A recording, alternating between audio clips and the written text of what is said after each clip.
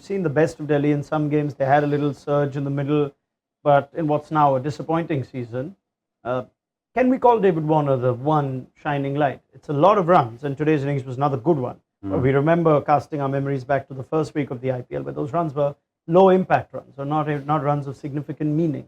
It'll be some sort of enigma or dilemma on how they look to build this team going forward, with Warner actually being one of their most successful players in the season. Yeah, look, he showed his experience, showed his quality.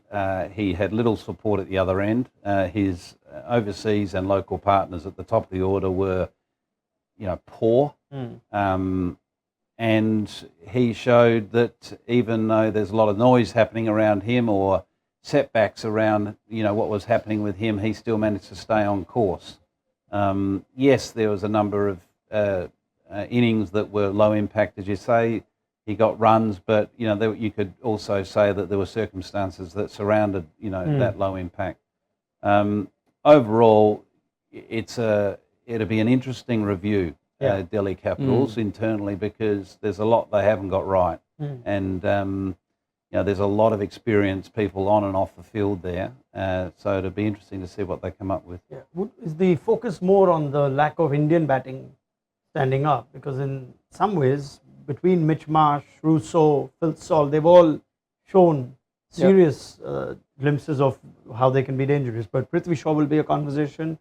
Manish Pandey was brought back, got a long run. They've tried a number of other young batters. Yashdul's been in and out of the side. Ripple, Aman Khan, and Rishabh Pant. We don't know what the status on him will be, but will he solve their problems, or perhaps is Prithvi Shaw the bigger question mark going forward?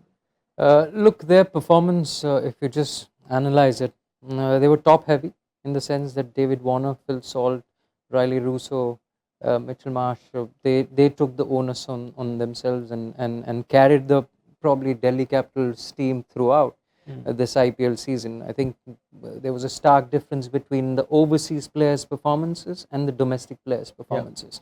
I think 1,100 runs were scored between the overseas players and 900 between all the domestic batters included. And as you rightly mentioned all the names, it was really disappointing. I feel Sarfaraz Khan, was up and down. Manish Pandey didn't perform to his expectation. Yashdul got a lot of opportunities. Again today there was an opportunity in front of him. And nobody made a mark. And it rarely happens, in a full-fledged IPL season. It rarely happens that so many domestic players fail. Clearly, there is a case for the talent scouts and the team management that's outside to think about. Can they just say that this was just a bad season? It's not a bad squad.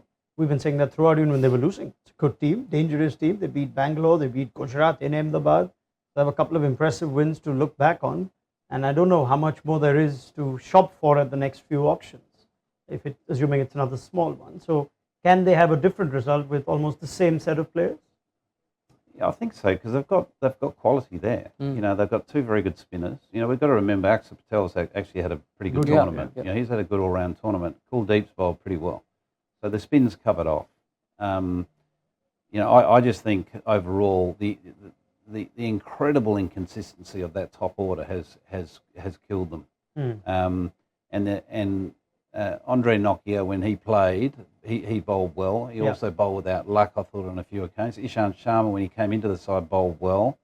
And Khalil's been okay. Khalil, again, to me, it looks like he shows glimpses of brilliance, and then he then shows the other end of the scale. And I just wonder whether a lot of that's to do with the lack of volume of cricket that he's playing either side of IPL.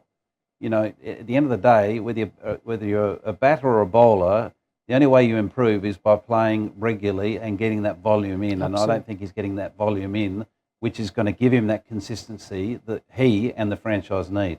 I think the first 5 games just set the tone for Delhi Capitals. They had a lot of inconsistency in their playing 11.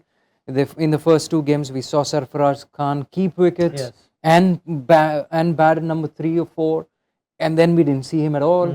We saw Prithvi Shaw fail for 7 games and rightly benched after that. So there was a lot of inconsistency in their top 11. If you see the top 2 teams in the points table, Gujarat Titans and Chennai Super Kings, It's a redundant question, I guess, for Dhoni at the toss.